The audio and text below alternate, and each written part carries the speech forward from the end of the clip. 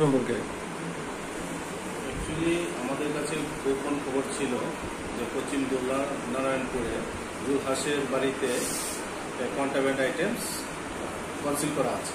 সেই খবর মোতাবেক আমাদের পুলিশ অফিসার ইন্সপেক্টর বিপ্লব দেববর্মা, এসআই তপন দাস, তারপর আমি এবং টিএসআর স্টাফ, সঙ্গে আমাদের পিএস স্টাফ এবং ওমেন স্টাফ নিয়ে আমরা ওখানে রেড করি।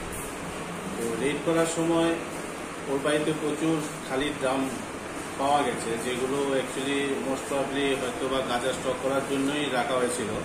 কিন্তু আমরা তারপরেও ওই ড্রামগুলো সার্চ করে 60 কেজির মতো ড্রাই গাঁজা পেয়েছি। কিন্তু ওই সার্চিং করার সময় আমরা ফেন্সিডিলেরও রিকভার করেছি এবং টোটাল ফেন্সিডিল 1200 বোতল ওর দুটো বাড়ির থেকে এগুলো রিকভারি করা হয়েছে। এবং ও জুলহাস এবং ওর যে ছেলে শাহিন মুইশান, এরা দুজনেই কন্ট্রাব্যান্ড আইটেমস সেলিং পারপাসের সঙ্গে যুক্ত। তো তার মধ্যে জুলহাস পুলিশের আজ পেয়ে পালিয়ে যায়, কিন্তু ওনার ছেলেকে এই কেস কানেকশনে ডিটেইন করা হয়েছে।